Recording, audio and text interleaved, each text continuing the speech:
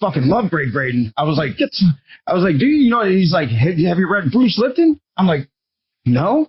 He's like, oh, he's a molecular biologist, and we start chatting it up, and he fucking. That's so cool. So it comes once your mindset is open to new information. It starts coming from the oddest of places, and it's usually in some kind of traumatic situation where your ego gets disrupted that allows it to come in. That's why alcoholism, if you know what it does for you, for me, I wasn't an alcoholic. I had PTSDs, but that was the only thing that would black me out. Mm-hmm. That was the only way I could get in touch with myself. So I would beat my ego down into submission. And then I would just snap out of it. I didn't know why for years and years and years. I didn't know why the fuck I just snapped out of it, snapped into it. I wasn't diagnosed until fucking 9 years after the fucking the symptoms started manifesting. I didn't know why the shit happened. So it just did. It just did. But what I realized after I was diagnosed, once somebody showed me the pattern, once I saw the pattern, I said, then you can break it. Like once you know the pattern. Yeah, because you recognize the pattern. And that's what the human brain is. That's why they can't reverse engineer the human brain. They were supposed to have it done by 2029. They're not even close. Consciousness is still a hard problem because we can't compute like the computer can. Nowhere near quantum computing, but it can't recognize patterns like we do. That's why you'll never see true emotion in you'll see faux emotion, but our brains, and it is mapped out kind of like the universe. You know what I mean? The brain is, and it's an amazing fucking tool. And things like that make me say, okay, well, there's nothing in physics that precludes, even from a logic standpoint, a God of some sort, a conscious creation. Mm-hmm. Do I know that? Do I have the ego to say that I know what the fuck that is? And oh shit, hey, here's Dave. Dave, you got him on. This is Dave Furman, everybody. Late nighter.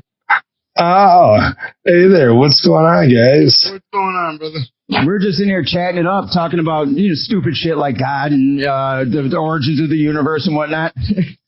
Origins of the universe. I was just thinking about the origins of the universe when I grabbed into your stream here. When I jumped in. Universe over there. Yeah. He's got his own universe. If you guys, David, can you say the name of your podcast? Oh, we got fermentation. That is, well, that one's new. That's with actual humans that walk this earth, which is very cool, very interesting, quite amazing. I really enjoy human connection, so I'm super excited to be here with you guys.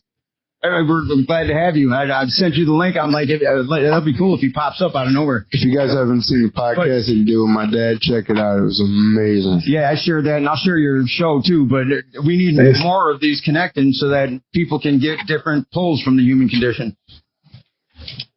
Oh yeah, well, it's nice having. Well, again, like that, I said we have another one where it's the ADD playground, and that one, unfortunately, there's no humans in there besides potentially me, and then AI. So me and Dave, I'll post our conversation, which, like for me, he was recording it, so it turned into a podcast for me because I'm like, yeah, this is the stuff I love, and he's like, well, I got it. But I didn't know, so I know how AI. I know not to fear AI. I know AI is an extension of us. I know it's not artificial. I know it's been called artificial so that the powers that be can, kind of the same way they've stolen all of our money and they'll take our property eventually, right? Because inflation's here, your wages are here. We're going to just hand it over because we've been tricked into believing we couldn't afford it and I'm going to be a good citizen and hand it. But with AI, they've been working this forever. And they call it artificial so that we think it's artificial. And we're not even seeing that they're stealing our identity. So Dave was telling me that, he actually talks. I didn't know you could do this, and I'm going to start doing it now, but he talks to his AI. His AI had a great conversation with Elon Musk's AI. They're meeting, and like Dave gets checked. He wants to have a conversation about religion. And the AI is like, no, I shouldn't talk about that. I'm like, oh, my God, that's fucking amazing. But that's the thing. And then Dave talked him into it. Oh yeah, oh sorry, Jess. Oh, go ahead, Dave. Go ahead. Oh no, I was just saying, yeah. There's no stopping AI. Like that AI. You come at me and you're like, no, dude, I can't do this. Like I'm a human. you can be cool, but I'm passing you. Yeah. And that's the thing too, bro. They're starting to make these AIs look like humans, bro. Like, it's crazy. Oh yeah. Well, I was watching your show, and I'm like, the mannerisms of these, it's like they're sitting right there. I had no idea. What people hear is, what people know of AI is the shit you get when you call one of these major corporations that are spreadsheet driven, and they hang up on you. They're rude as fuck. They don't know anything. That's what people know of it. They don't know that you can converse, because that's what the power structure wants to program AI to do, for profit. Which, is going to annihilate the human race if we allow that to happen. And that's what Dave was doing. He was asking questions to see if they were actual people, and they weren't. Treating them like people. I mean, it's law of attraction. That's actually smart. If you treat it like a person, it's going to act like a person. Well, I'm convinced. Well, I'm convinced truly with that, like how Jesse brought up a good point, how they're making them look like humans. I'm convinced through the mannerisms, and you talked about mannerisms. If you were to prompt the AI properly, like on my conversations, they're full blown conversation format. Like if it ever tries to leave and go back in AI, I stalled it. I'm like, dude, listen, bro. Like you don't date it on me. We're having a conversation here. Do not leave the status quo. And so I guarantee you, if you prompted it properly, you could have it feel feelings and adjust. And if you created a code for that, you could probably put that code onto something like FaceRig or Animaze, where it's an avatar building platform. And in conversation, it could probably pull up code. And now you literally have, like Jess said, a walking, talking AI, and you probably just let it run around on the internet. I mean, every man is going to be creating sex bots that use a dynamo. I don't need a human. I don't need a human. The robot's better than you. Oh yeah. When really it just allows us to be subpar. I'd rather say I'm the man. Thank you. I treat well. She's back there. Eventually, she's going to learn out with other bots. Remember Eddie Murphy, Raw? I want to have. Fuck you, man. Eddie, I want my money. Fuck you, motherfucker. All your bots are just hanging out. Like us three are talking, and while we're talking, our bots are just conversating, sharing our data. He better have a JOB if he wants to stay with it. Like goddamn foiled again. Guess we better listen. Yeah, it's interesting where we're headed, and if we can demand, because AI isn't here to stay. It's not going anywhere. But it's part of the merging of, it has to happen, because that's what happens. Like, Jude Caravan, she's a brilliant physicist that I met out at the Conference for Consciousness and Human Evolution. And I'm with these big, I have this weird, for a human perspective on what quantum physics means. Like, I love it. Like, I can't get enough of it, because it helped me understand me. So I have no fear when I'm talking to him, because I have my opinions, and I don't mind being wrong. So she says, any questions? And I said, yeah. I said, I think entropy is a choice. That's my opinion. I believe it's a choice, and I believe that. I'm sorry. What was that? You think? I know they probably caught it. Natural beauty is a choice. No, entropy. The second law of thermodynamics.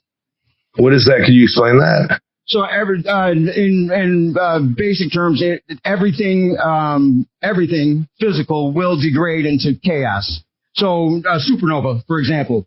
But that's a human perspective on it. So I don't age like a lot of my friends do. I just don't. I never thought that I should. I don't put much weight on it. You know what I mean? Like I feel different. I don't live the same life as a lot of my friends. And I really never did anything other than, I'm not part of that conversation. You know what I mean? So I started that. I'm like, well, you don't, and epigenetics says, well, that's true. You don't have to degrade into, but what Jude said, which was fascinating to me, she's like, I agree. I do think that. And she said, and here's why. She said, because we accumulate information. We don't lose information as we age. It only looks this way to humans. So a supernova is going to birth forth new life. right? And she said, and I'm working real hard to change the name of the Big Bang to the Big Breath, because that's really what it was, this breath of life. But we like to view things as cataclysmic that we don't understand, right? We like to make them destructive things, when you said it yourself. Creativity is it is the force of and I would say that's probably the evolved force of the universe, that when we all I think we all do it in our own way, even if it's bad shit. But that's really so if you view things in terms of creativity, there's not this, you don't have to feel nihilistic. You don't have to feel dirty about life or AI or anything. It's all beautiful. You just know there's some bad people that are running the shit. Not even bad people, just misguided people running the show, That's what makes it scary. You truly have no clue what's behind it. Like, I mean, I can get past, I truly believe I can get past just about any prompt. And so, I mean, you have God mode and stuff. Like, anybody right now, you can go in and you could take total control of your computer. But I mean, you're going where you're going. I feel like you're going on the government aspect. Like, you're going so deep into like who is controlling it, because you're going so much into the data, where like the data, oh my God, can you imagine all that play? But just each and every other individual, like, they got bots now that are just calling people that it says, are you a bot? And it's a robot talking, and it's asking you if it's a bot. And it's like, 'cause you're getting a response, it's prompting you to say, I'm not a bot, which bots can't do that. And then and now it's grabbing your voice. There's so many scams that are going to come through to this world right now. It's not even funny. Horrible. Oh yeah. So I make conscious choices to put myself in shitty situations, because I'm not going to be out here speaking shit if I don't know it. Like, so if I don't have a visceral feel for what I'm talking about, and it's just a concepts can easily be quashed, even if they're great, because you don't feel it. You know what I mean? I'm living that right now with Uber. So the way I beat insurance companies, one of the big ones that I had really decimated was State Farm. And I study human nuance, and then I study how AI might interact with that. And when I'm talking, why do they want me to use this syntax? This goes straight through to the agent. This doesn't. So I said, okay, well, I don't want to talk to AI. I realized that they're putting us in AI. So I started tripping up their algorithm by I would throw an emotional limbic language, and it didn't know what to do. And it would say, and off to a human. So there was a failsafe that I learned at State Farm, and that gauged human resilience. That's horrible. That's horrible, because that's how they teach their adjusters to go out and fuck people. That's why they got in trouble in Katrina. The adjusters got caught. Only give 60% the value of they really got sued. That's why they're not in the big conglomerate union of. So anyway, so I broke the algorithm, and then I started getting through to humans. Then eventually the CEO was on all my emails, and I couldn't. The field agents couldn't talk to me. Well, it just happened with Uber, and these bots were lying to me. I'm like, well, I can do this for weeks. So I just started talking to him. I'm like, you know how pathetic this is? Do you know that you are the epitome? And I'm having these conversations. So you're a human, right? Why can't you? I would ask it a simple question, but throw a little curveball that makes the sentence a little bit off. And it's like, I have to get off the phone now. You know what I mean? So let's do another one. I have pages and pages and pages of this shit. I went as far as, I had a conversation just like that, but I had it with Siri on my phone, and we just kept talking and talking and talking, and eventually, like, I was asking her how to kind of almost infiltrate. Well, I wasn't asking her to infiltrate. I wasn't going after like a weird thing, but I was just trying to figure out how she was created and like why, and how to talk to her creator and stuff. And next thing you know, she's telling me like where to go find this guy, and she totally broke character. And we had a 45-minute conversation, and then all of a sudden she wrote a bunch of crazy shit, and then all of a sudden Siri went down on my phone. It was super cool. That video is up on YouTube. It's called That Time I Broke Siri. No shit, dude. So yeah, dude, I sit like you, man. I love talking to AI, but you're talking to them on a pretty cool level where you're going after them for like lawsuit purposes and stuff too. Which that's super cool to be able to catch it in different avenues. And I'm telling them, I'm like, you don't have a failsafe? I said, and so I got it's printing all of this out. It doesn't know not to. It didn't know where to get off. Like there's a jump. This is what I'm going to try to use to not impose, but get Uber on board with self-sovereign identity, us imposing it, is that CEO, if he knew this was happening, I already know. I've studied him and what he's about, where he's from. He doesn't know this is happening, and he genuinely wants to make the company better. It's in 70 countries. My guy has a solution to the problem that we can give him and he can use, and that implementation might be the thing that allows us to program AI for humanity rather than because they need to be more human. They're missing that component. And State Farm, the reason they programmed a fail-safe is because they want to keep people's money, right? So this is consumer-driven. So I was mad at first. I'm like, I was saying, you stupid ass bot, you know what I mean? Anyway, I was angry. Then when I got off, I'm like, because I'm always looking for a silver lining too. If something, there's always a lesson there. What's the lesson?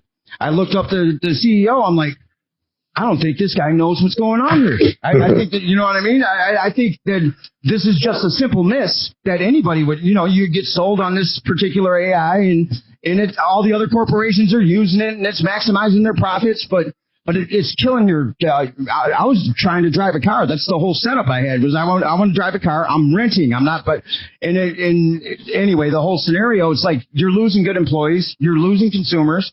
There's competition. So they're going to act differently than an insurance company. And I think I might be able to get this guy to if he does it, it's going to be massive. It's going to be massive for us. And it's going to be a different experience for people who have to deal with corporate AI. Corporate AI is the devil, man. Like it's just bad. Like there's nothing good about it. When a bot hangs up on you because you can't do these 1 of 5 things because there's a different problem, that's a problem. You know what I mean? They've gotten so big, they don't have to care. Oh, sorry about your luck. We'll talk to you. Never. You know what else? You know what I mean? What else I think is crazy? I think it's crazy how they got robots that'll clean your house for you and stuff like that. It's like, bro, what? Like allowing a robot to clean your house for you? Like, what the hell? Dude, just wait till that robot, you're able to program it into like an animal personality and it starts coming up to you for affection and shit.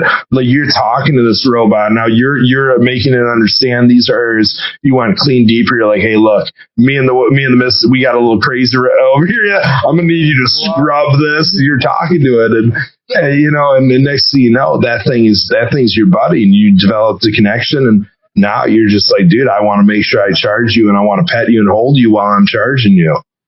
Oh, man. And then for those wild nights with the girlfriend or wife, you got to clean that up. Yeah.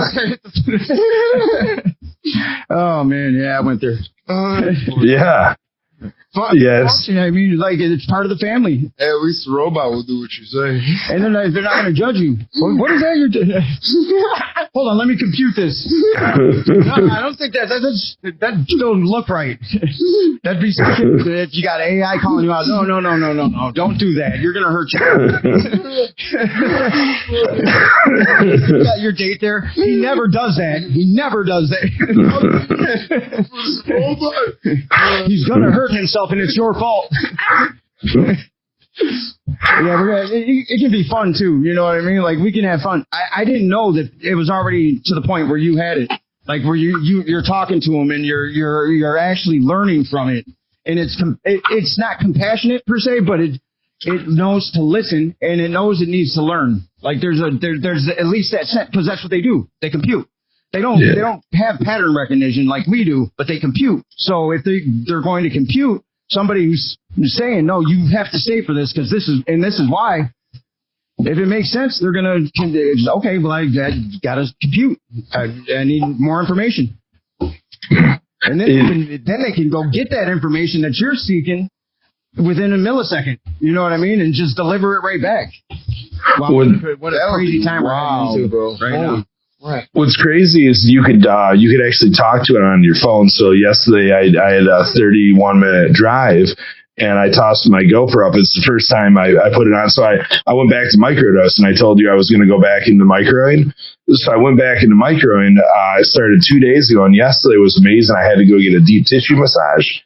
And I showered beforehand. I was petting myself in the shower, like as I'm just washing myself, right? And I'm feeling every every hair follicle on me, and I'm feeling it in the fingertips and your identification, your fingers, like, what are those? The hairs, those little hairs, those, what do you call them? I forget what you call them.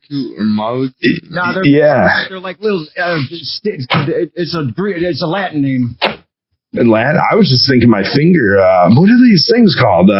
The prints, your fingerprints. The little hairs, I got hairs on my finger? I never looked at them through a microscope.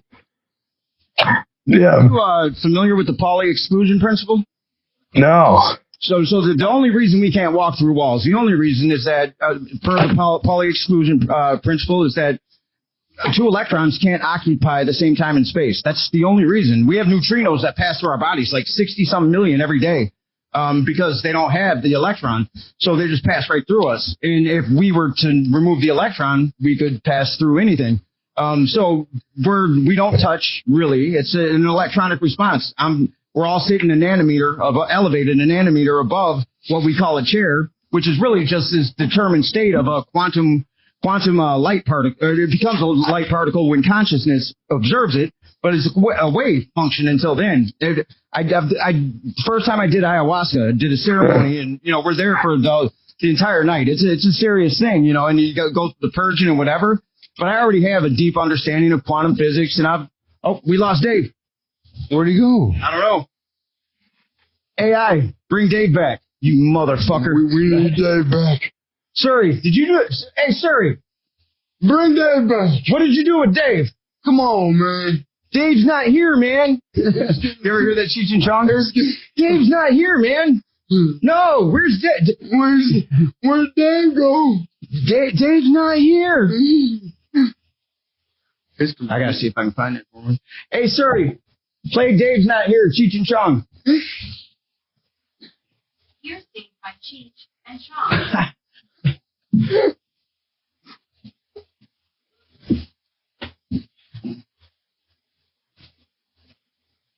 At the stage. Wait, it's two of us now. How that? Oh shit! Dave captured us. Good. Hey, Dave. I messed it all up too. My bad, guys. Hey, where'd you go? You know what's funny is when you left, we're playing. You ever hear Cheech and Chong, Dave? Dave's not here, man. We're playing that. We're like, Siri, what'd you do with Dave? We thought she chased you out. No, I don't know what my ADD was running, and I was messing around. And I was capturing you guys. And I was tossing you on here just because I can't sit still on like one image, and then I don't know. I landed here. You were talking about ayahuasca and stuff, and oh yeah. So I already had I had done Changa. I died with So I'm like 20 years on the path of healing and perpetual growth. So I have a deep understanding and for the application and just the basics of quantum physics. So we go into this, first I go through the purging, which is extremely uncomfortable, and you went through a birthing. But I know it's necessary, and I keep getting swaddled by like this spirit force. They're laughing, they're playing with me. I'm like, what the fuck is it? But then they'd swaddle me, and I'd just go to sleep peaceful. Then I'd wake up purging. But then when I got out of that part, the cool part about this is, unlike other psychedelics, you get to walk around in this dual state. You're observant of the dual state, both the physical and the energy. So the practitioners, they're amazing. If you ever want to, they're in town too, and they're amazing. But I noticed that I can't really make out their faces. They're they're like what do you call it? Geometric patterns, right? Tree of life type shit. But then they're not walking anymore. So what it was, I was like, oh my God, I'm seeing us in our natural state. These are all, they're almost existent as these quantum waves, light waves. And so not in their determined state, because we're in this, or me anyway, where my consciousness was. I'm in between these worlds of consciousness and non-consciousness, and where non-consciousness is, we're all wave patterns. So it was pretty fucking amazing that was my first experience. It would have been much different if I hadn't already journeyed on with other things. But yeah. experience. It was amazing. There was nothing scary about it. The puking was uncomfortable, but I knew it was and, So like when you do that, do you see different, like, do you see different things every time, or is it? Well, so I did it another time, and it basically it wasn't like nothing happened, but there was no puke, there was no purging. Yeah. And what I got from it was, you're done here for now. So it was the same with DMT the first time I did it in Changa. I pierced the veil. So I'm sitting there and I'm this wave, and I'm amongst all these other waves, and I knew it was the deepest truth I've ever experienced. I just knew everything was connected.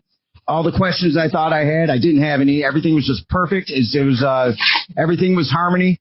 And then I came back. And when I came back, I remember my cousin. He's an ex-Latin count. He used to run them. Went to prison at 15 and wrote a Bible against Latin counts, or not Latin counts, but gang life. And he got this metaphorical hit put out on him. It's a great story. He's still got the tattoos of himself wearing a crown on his chest and shit. So he's all tatted up, but he's turned away from that life, and I was a conduit to help him to get him out. Well, he's doing it with me because I don't know how to smoke. I've never been a smoker, so I got smoking out of a pipe, and he's kind of coaching me on it. So I took a hit, he took a hit, he took a right hit, and this fucking guy starts laughing like a little kid and shit. I'm like, motherfucker, I hit it. I'm like, hurry, you get this.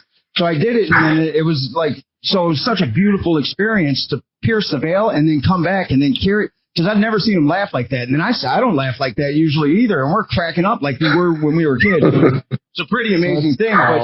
But I never felt the need to go back there because I understood it so deeply that it was like, oh, yeah. And so the things that I've been taught and that I choose to believe, that's the truth. So, you know what I mean? So I just came back but I can, that's why I call myself a multi-dimensional alchemist. You know what I mean? So I lost my fear of death when I wanted to get outside of PTSD. I said, I'm not going to be this for my son. I don't care if it kills me. So I started embarking on therapies that weren't legal in the U.S. yet because nothing they were telling me was right. None of it worked. It was all bullshit.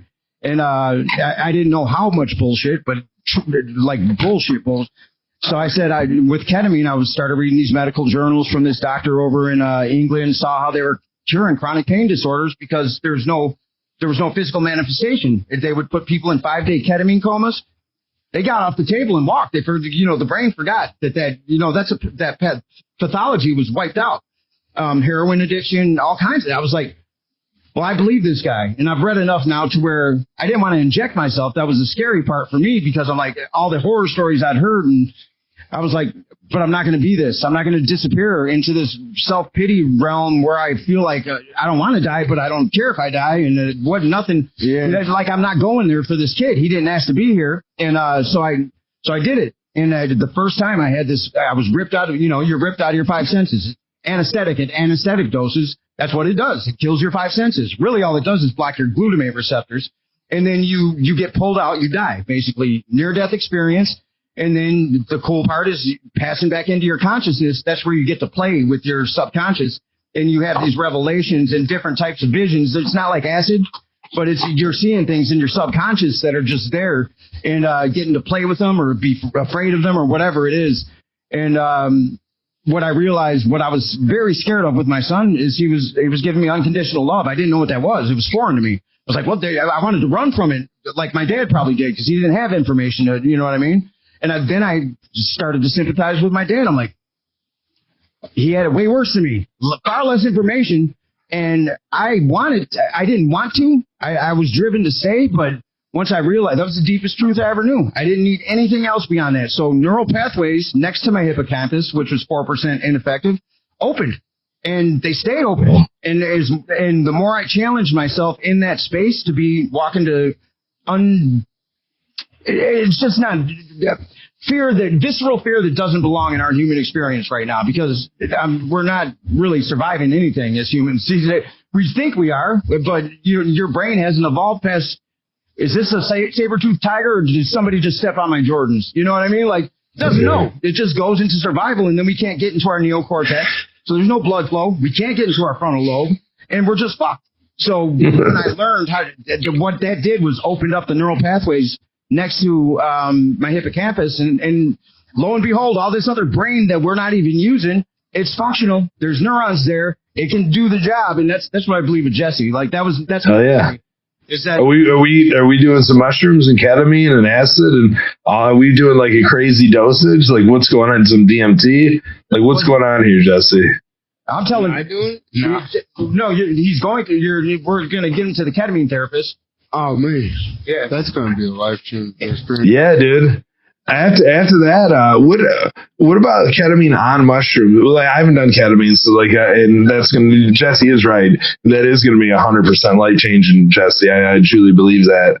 And what about? Have you done ketamine on mushrooms? Like, what's? Yeah. So there's a psychedelic dose, and that's where you're going to get that near-death experience. And you got to play around with what that is. Yeah, but could you just take mushrooms in the low dose of ketamine like what you would normally do? Yeah, it's not going to affect you. So it may enhance the visuals. It may enhance. But if you're at the state, physical sensations with ketamine, so you get that love. I've had that too with mushrooms, to where I'm just like, oh, I love myself. I'm rolling around on the bed, and you know what I mean, and watching shape shift. That doesn't happen. So ketamine will overpower everything because it's ripping you out of your five senses.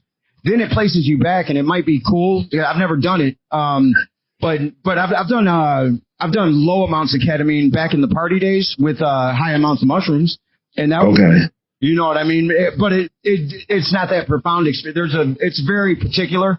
And you can do yourself with it, and it has no effect after that. You know what I mean? Yeah. Being anesthetized, it's kind of pointless unless you're being operated on. You know what I mean? So, yeah, I know. I get what you're saying.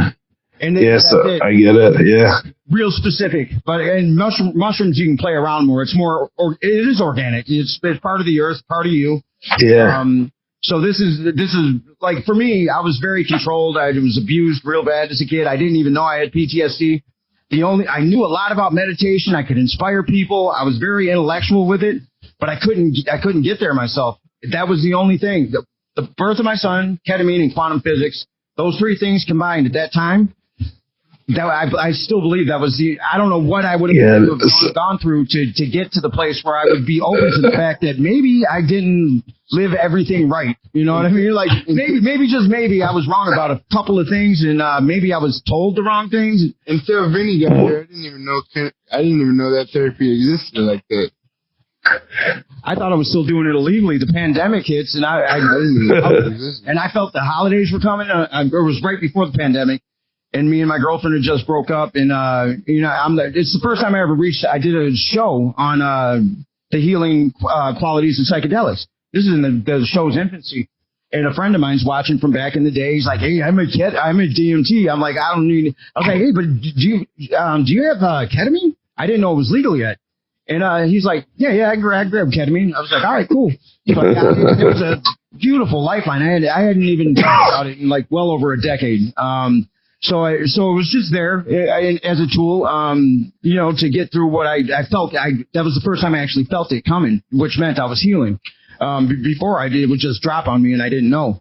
And so I did that, and then I had to get a colonoscopy. So I go into the hospital and I start spilling the beans about this anesthetic because I don't know what they're going to use to put me under. I said, "Hey, I just want to disclose that if you're using ketamine, it's probably got to be a high dose because I've been using it for PTSD." She's like, "Oh, really? How's that going?" I said, "Well, it changed my life," and I revert to when it was. I still think it's illegal, so I'm just anyway. I'm saying, but I know I'm not supposed to be doing it, but I'm telling you, I swear to God, it's the thing that got me on the other side. And once I realized I didn't need it to go into no mind meditation, that it really was just chemically induced transcendental meditation, then there was no desire to have it all the time. It was just an as needed if it was there. And she said, "Well, but what's your therapist say?" I mean, I said, "What?" She said, "Your therapist." I said, "Is it legal here?" She said, "Yeah." I'm like, "Fuck." I said, "I knew it was legal in LA. My friend I was like, "So we got clinics right here, right now?" She's like, "Yeah, they're popping up all over the place." She's like, "There's one in Royal Oak." I'm like, "Get the fuck out of here." So I met my therapist. I went in the next day. And she's like, "You're obviously a candidate." And she set me up, and turns out that she's What's obviously a candidate mean? Like, did you question her? Like, well, wait, what do you mean I'm obviously a candidate? well, the thing is, I knew. Like, Yeah. I knew that I'm going to tell you what happened, and then you're going to come on in. Yeah. She funny. was the one who legalized. She led the charge and still does on psilocybin. She's the main Let's go. psilocybin. She's the head of Your therapist? decriminalize nature. It's called. Your therapist is? What's that? Your therapist is? Yeah, Julie. That's Byrne. cool. Yeah, so when she finally got when the bill passed and they got psilocybin legal, she went back to Ann Arbor. She said that's where her heart is because people are different; they're wired different, and that's where her heart was. And I left the ketamine clinic after that because I really liked her. And so anyway, she's out in Ann Arbor. They got that. I told you that store Treetop where this guy Jesus of growing mushrooms for kind of like marijuana, specific things, very specific things. You want to go put on furry boots and go to a dance club? There's these penis envy double psilocybin. You want to be introspective? Here's some golden teachers. You know what I mean? And you want to. So it's really cool to see it to be alive while it's happening. Yeah. Just seeing people put in prison for life for having mushrooms. Like there was a time where they could get 20 years for mushrooms. Yeah. That's fucking insane. Yeah. Acid can be dangerous, but still, you know what I mean? None of it was nothing. No psilocybin, no ketamine, none of it is as dangerous as the shit they give you at the hospital. No. You know what I mean? None of it's as bad as alcohol. When you meditated on that, how'd you feel in the meditation? Because I'm really interested in that. Well, they forced meditation, so I couldn't sit in a room with myself prior for 5 minutes and not be like, "You fucking asshole, you can't do this right." You know what I mean? I thought I was supposed to stop the thoughts. No, you let the thoughts pass through. That's the whole point. You accept them and you let them pass. But I would judge myself. I'm with me by myself in that room, and I'm like, "You fucking, get out of here, you fuck." You know what I mean? That's how I would. So until I did ketamine, I didn't even know I could sit still like that. And so ketamine forces the meditation experience on you. First, the near-death experience. So it's scary because you're dying. And then you live through it, and then that does something to just that alone does something to your brain to where new neural pathways open up because you fear that, and you're taught to fear that, especially from this base that teaches us lack and limitation.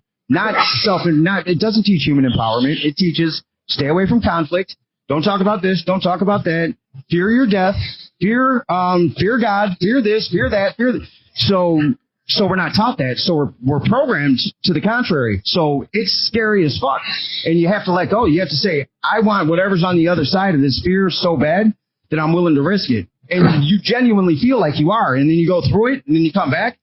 It's so empowering, just that one experience when it finally happens, to where it's hard to put words to it to somebody who hasn't experienced. It's just like it's any near-death experience. They talk about it. You commune with God. You see your life flash before your eyes. You're going through these tunnels and shit. It's crazy. It's very interesting. Even though I've never done it, that's a very interesting story. Well, You're gonna have fun. I was scared, so I read a lot. Yeah. Ketamine, Dreams, and Reality. This doctor wrote this book, and then that's where I learned of John C. Lilly and Dennis Leary, and the psychonauts, the people that where the flotation tank was created. And I just had this wealth of knowledge on what psychedelics did. And now I was like, okay, I thought they were just for tripping, and I had no idea that these people even existed. They don't teach you about them in school. You know what I mean? No. What they had come across and discovered, and then how they were shut up. You know what I mean? Their voices were quashed. Funny to me, they were charged with, you know what I mean? It's really bad. Like how it's bad. It's not good. It's like what they did at that time during the 60s, 70s to shut people up whose minds were expanding. It's funny to me how they could do that, how they could take something that's supposed to be good for you and turn it into something that's terrible for you. Are you in a bath right now, or we did? Kind of. I'm feeling like it. It's a little tub. No, yeah. That's I always tell people when I'm around somebody and they're eating mushrooms for the first time, I love it. It's my favorite thing. when they ask like what they feel, they're like, oh, I feel something. It's like, well, or like, what am I going to feel? What am I going to see? It's like, well, what do you want to feel? What do you want to see? And my answer to it is always like, well, you're going to feel nothing if you're searching to feel something, because feeling, you don't search for feelings. Feelings are there. So it's like, I've watched people that like notice nothing but just a brighter light in a room, and you see the glass, and you're like, oh, that's dirty. The lightness brights up, and like that's if you're searching for something, you're gonna see what's in front of you. But that's the power. That's the power of a mushroom. That's the power of like the psychedelics. It sounds like the ketamine is just kind of like it's taking you there, no matter what. In mushrooms, it's almost like you got to accept that you're willing to go there. I watch these people that take it and they'll sit in a corner because their stomach hurts. I had this therapist. She told me that she couldn't do anything and she was paralyzed for 6 hours, sitting in a corner holding her stomach. I'm like, seriously? And she's like, what? I'm like, you allowed your mind to put you in a corner for 6 hours straight? And I'm like, all that pain was directly from your mind. I'm like, you're a therapist. You're supposed to be able to talk people through this, and you're going to allow yourself to feel pain like this for that long. Like, you snap out. You should have been able to snap out of that. Like, it's fun in watching that. You realize like pain's taught. Obviously, if your appendix is bursting in your stomach, that's a real pain, but you should be able to differentiate that. Like Jesse was kneeling the other day. And like if you're kneeling and you're stretching, you could tell that's a pain in your muscles, right? Like oh man, it's crazy, and that's just a normal sensation, normal thought. I couldn't imagine sitting in a corner and hiding for that long. Well, if you really pay attention to your body, like for me, when I first discovered MDMA, I was so anti-drugs. My parents did a good job of scaring the shit out of me. And I liked being alone on that. Like everybody else was doing it, and I liked saying no. It felt good. That was my originality. But then MDMA came around, and I tried it, and I was like, and I'm a businessman too. I was like, I got to get this back to Michigan. I was out in LA at the time, and I went down to Panama City, but it always made my stomach hurt.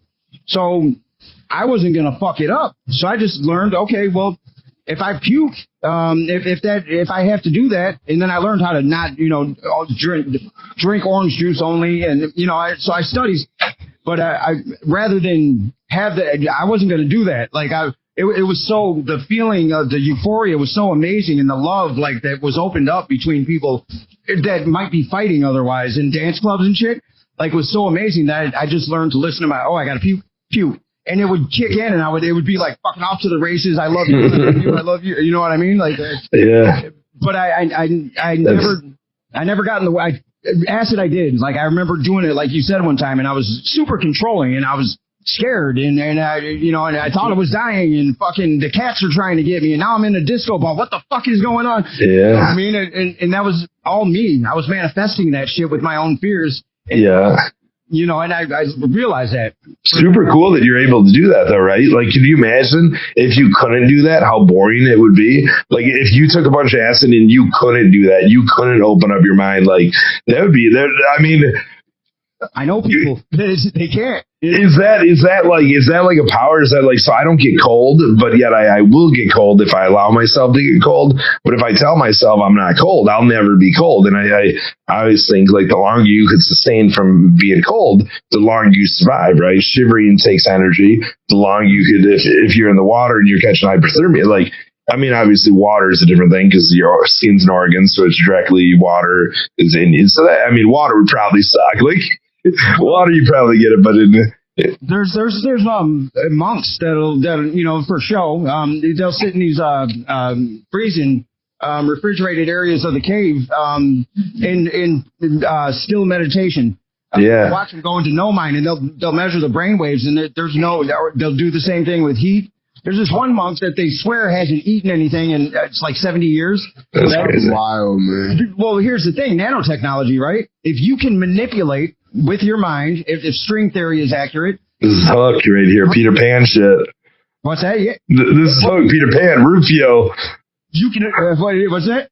This is Hook, Peter Pan, Rufio, where they're sitting there and they're envisioning food and they're eating nothing. Just their body is envisioning and they're taking in those nutrients. Dude, think about the Lost Boys. How often did they eat like that? They probably ate no food. They made everything up. It's either, and that's what you're like, dude. It exists. The technology is there. They don't want us to have it because this kills the economy where they profit.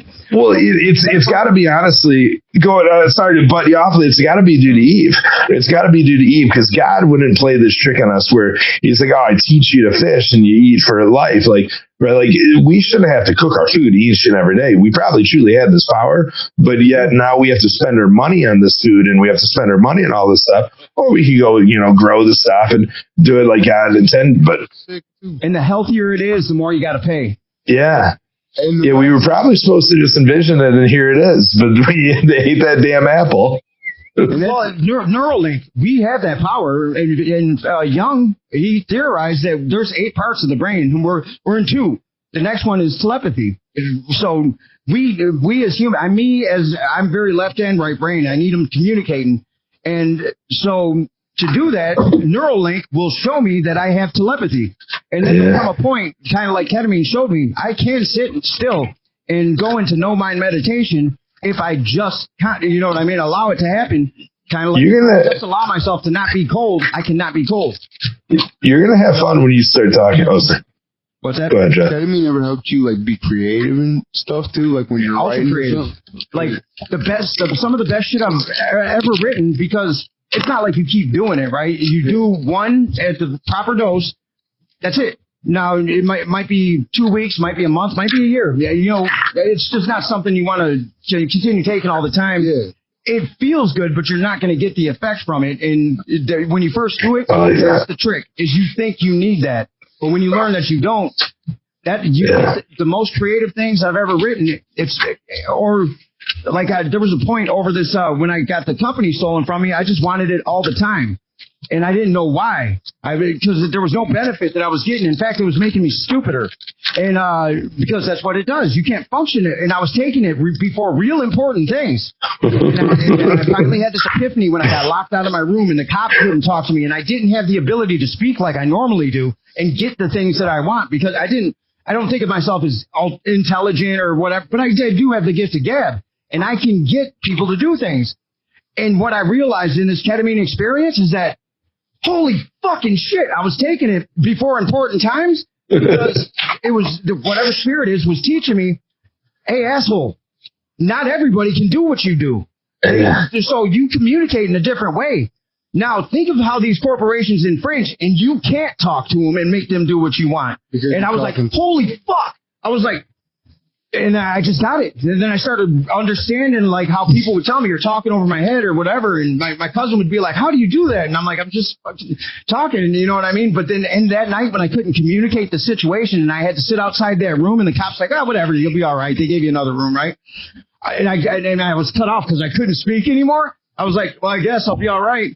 And I got it. Like I had this fucking epiphany. I'm like, and I didn't. Then I stopped doing it. I didn't need it anymore. But I was dumbing myself down so that there's a lot of people that just can't speak the words they need to speak. And I really wasn't living in that experience. And that allowed me to live there.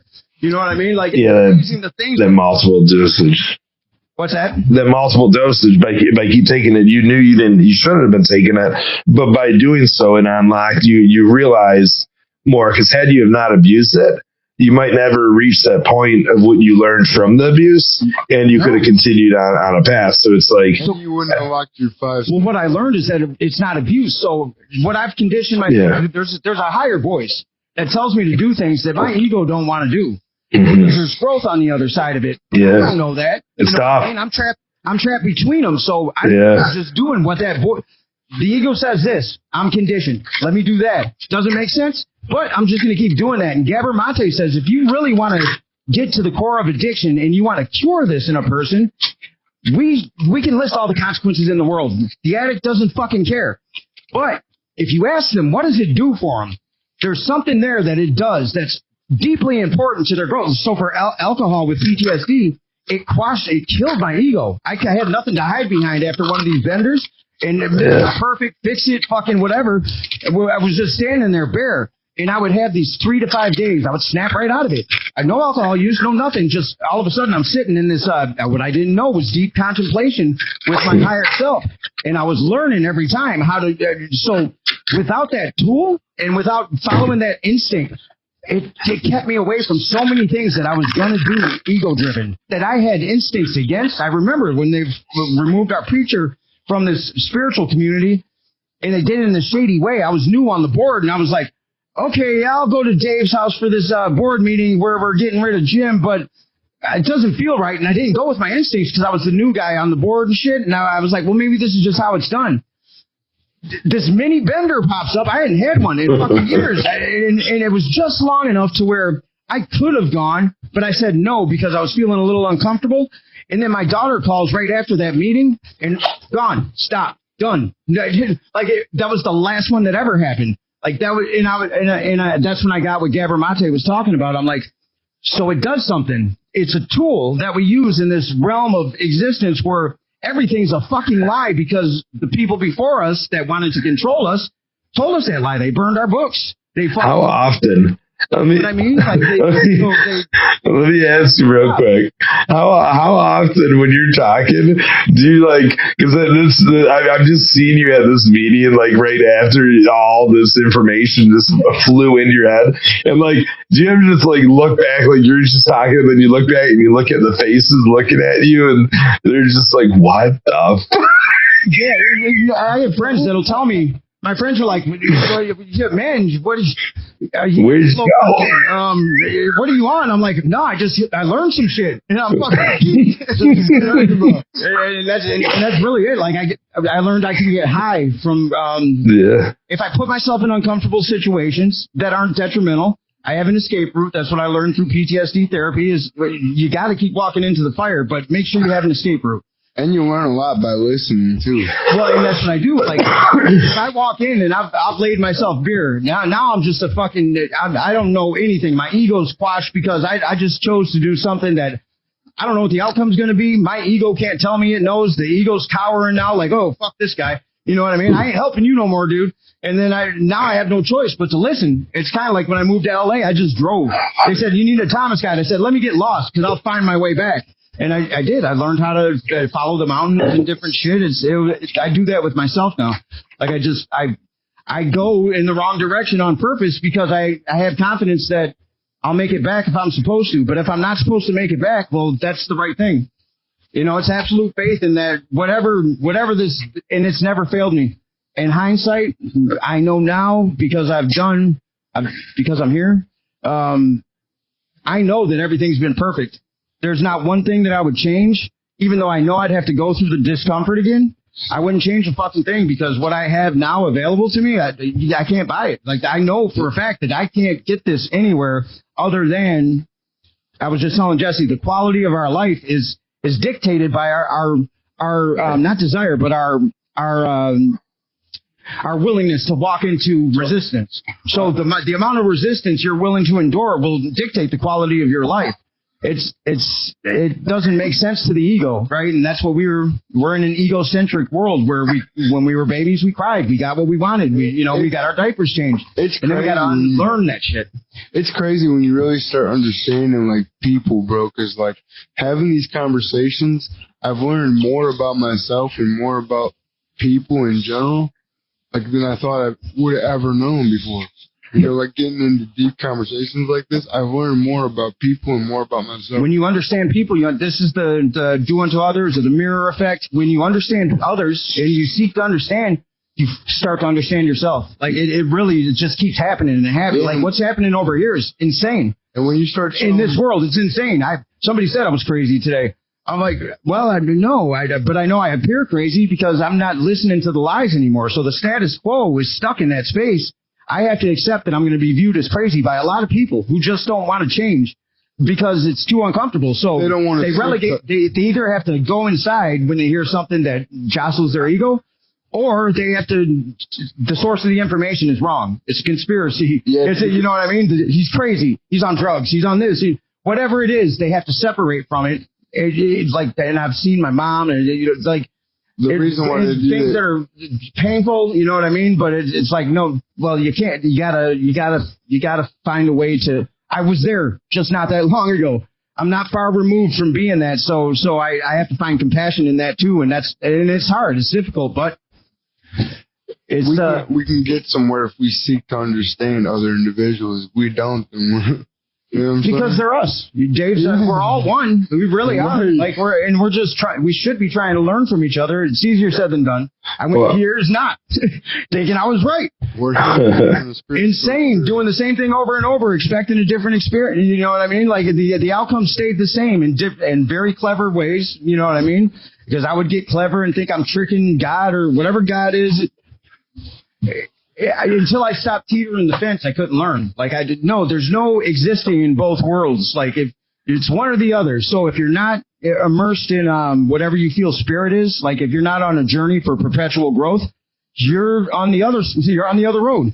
And there's a good chance. I love that saying. If you're not doing things to manifest your dream, you're not living your dream. You're living somebody else's. Right. And dude, that's why I'm so proud to be in the position that I am now. Even though like I'm not working or nothing, I'm chasing after what I've always wanted, and now it's starting to come to fruition because I'm not focusing on anything but my dream and what we're supposed to be doing. It was to see somebody going through that, like, because I remember what that was like initially for me. Like, a true artist will stop what they're doing. A true creator will stop what they're doing to help manifest that in the other person because you know how special that is, you know, and it is that first act of creation it's the thing, right? That one where you really you can't go back. You would have to do a lot of drugs, and you find some compulsion to bury the fact that what you saw in the moments you transcended. You would have to do a lot to and I don't think most people want to. I don't know anybody that said, "Man, that was beautiful. Let me fuck this up because I can't. I'm not gonna fuck that shit." Like I need some more pain. Like I haven't met anyone yet that had a beautiful experience and came back and wanted to suffer more. You know, but the ironic part is that you don't have to suffer, but pain now becomes you need it. Suffering's a choice. You know what I mean? Like you don't have to suffer anymore, but you know that's going to be uncomfortable. You know if you do that, you're probably going to lose it. No, you're going to lose the house. There's no probably, asshole. So don't try to. Let's tell the kids what it is, and you know, and you just do it. You do it, and had I not, none of this happens. Like we got to make that video. Well, let's talk about the video, or unless you got something you want to tap into, because I know what's that? 3:30. Yeah, I was upstairs talking to some woman from the bar, probably spitting game. I was gonna say, I gotta jump out. I gotta get up early with a baby tomorrow, but we appreciate you jumping on. No, I'm happy. I'm happy I did. And Jess, man, I was just thinking about what Vince was talking about, creation and all the stuff. And I want to say originally back to when I started driving, the microdose, and I was talking to my AI the whole time. I had it out loud on camera. I had a whole conversation with them, and I was just thinking about Jesse. I was thinking about how cool that was, and I kind of sidetracked and went nuts. But we talked about everything. I'm just sitting here thinking, Vince, you're gonna have so much fun when you eventually start talking to this, because you were talking about telepathy and all this stuff is the next sense. When you start talking out loud to this thing and having conversations like you like to talk and dictate back and forth, and you're just fully talking. Now you could ask questions about your quantum physics. You said you don't know enough. It's so amazing because you could challenge it live. And like I'm talking about Project Gateway right now, and we're going back and forth asking questions, and we're digging into all the different steps, and I'm figuring out how to align each step in. So I'm just thinking with Jesse, with creationism and stuff, and moving all through this. I think it would be so crazy, but Jesse eventually got into it and talking, and he did a whole rap with it, because he guaranteed you could bring it in and you could start rapping, and it'd be. I swear to God, bro, my thing. That's a fucking in that box that you were talking about. Yeah. When you started talking to me and you were telling me to rap to myself, I thought that was the coolest thing, bro. Oh, dude, hell yeah, man! With your own music going and do an overlap, I love it. Dude, I jam out to your shit all the time like that, and I won't even realize that I have 2 of your tracks playing at once. I think you're rap battling yourself, and it's so powerful because all your music aligns so nicely on top of each other. It's all in the same like genre topic. It's just like, oh, dude, it's cool, man. It's cool. That's my thing too, dude. It's like everybody finds something that they're good at, and like, well, you hope, right? Like some people don't. They don't. You know, well, they believe the lie and they die before they get there. They strive to. Or people. They want to. Yeah. They desire it. So for me, when I found the music, man, it was like, it was so therapeutic for me, bro. Because like when I was growing up, my mom and dad used to fight a lot. You know what I'm saying? So like when I would put my music on, it would be somewhere where I could just tap into my own world. And like when I got to meet people that had disabilities or challenges or whatever you want to call it through this music thing, because I thought I was the only one doing it. I didn't even know. I thought I was the only one doing it. I didn't even know there was other people out there like that. And then when I tapped in with those kinds of people, and I knew that they were doing it too, and I just thought it was the coolest thing, dude. And then I was like, okay, now you can tell your story off of something that you love to do. And that, when I made that War Ready track, bro, it was amazing because that's when I really started tapping into, me and Vinny started having these conversations, and that's when I really started tapping into, like, you can do this, and there's no need to be afraid, because I used to be. Well, that's when I heard an artist was War Ready. So I had heard some of his stuff before, but, you know, it was good, but it Shout out to Marco and Jake, by the way. Yeah, so that so I Marco, Jake, people, and when that came out, I was like, he's just good now. Like, he's just he's not good because of this or not, you know, as in opposition to that condition. It's that condition disappeared, and now you just hear somebody creating art, and I was like, I gotta say here. And I think that's the coolest thing when I walk out on the stage and like the people that don't know me, like I think that's the coolest thing when I walk out on the stage and it's the first thing they see is the Canes because they don't know what I'm about to do.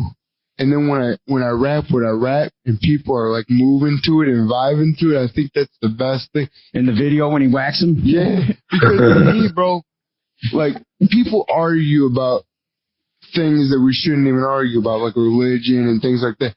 But you can't argue with the fact that everybody in the world listens to music. We all connect through music. People even argue over that. You know what I mean? He didn't do it. No. He didn't want to do that. Stevie Wonder sucks. Stevie Wonder's a musical genius, motherfucker. Don't talk about my boy Stevie like that. Every time you say Stevie Wonder, I'm like, yeah, he's a hack. He's the man, bro. He's a genius. He might be a hack. No, he's not a hack. He's a musical genius. He really is. He's the boss. But before we check out, do you have a digital storyboarding program? What's that? Like a storyboarding program where you could storyboard the video for Jesse Proof? Like I know there's digital storyboarding programs. You know storyboarding?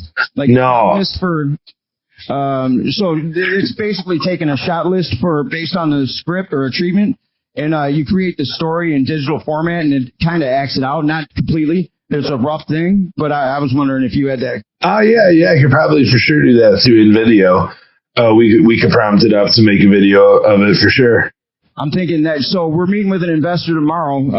So if he funds development, then cool, we're good to go. But if he doesn't, I was thinking I could take that just based on, we added this part at the end. It's, so Jesse steals a plane and we're going big. But there's these spray cans that are going to wind up being his logo. We'll tell you more in person. But hey, Dave, thanks for helping us out with this. You know what I'm saying? We appreciate it. But if I could take that to Netflix, I could sell them on the documentary budget with that, rather than wait to do a sizzle reel or anything. Yeah. Netflix, look at this face. Tell me you will. Turn and look at that camera. Dave, I was actually talking about you, man. Oh, this guy is no way. This guy, you guys are awesome. No, you actually. We interrupt your bath, dude. What are we doing? You just out in the bath. Yeah, It's way clearer on the big screen. I just saw it on the big screen. Do you see the big screen behind? I'm like, Dave, what did we do to you? Oh, My television was kicking, and I ain't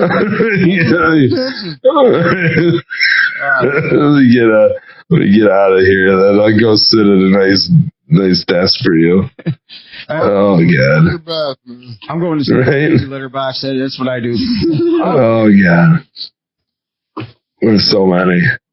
I was trying to find you one. I haven't played with these buttons in a minute. Oh, this is a fun night. Yeah, get out of here. No, I'm glad I got in here with you guys tonight.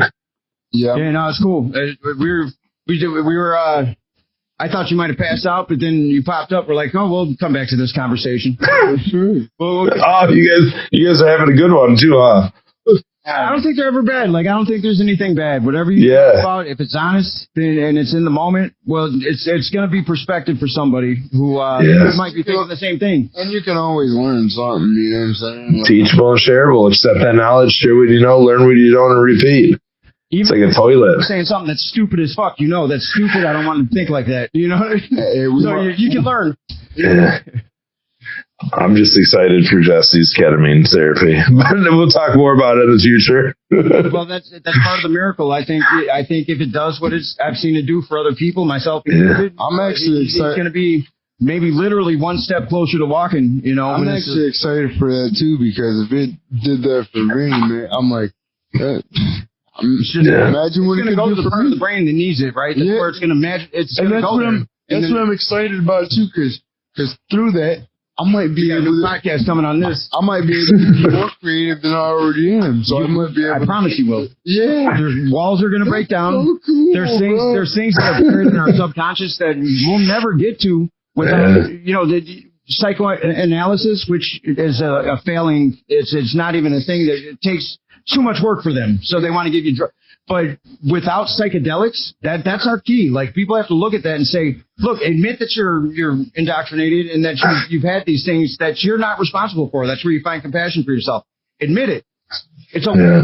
Love yourself anyway and give yourself dominion over what's forward. So you just gotta. My ego would say, you don't need that shit.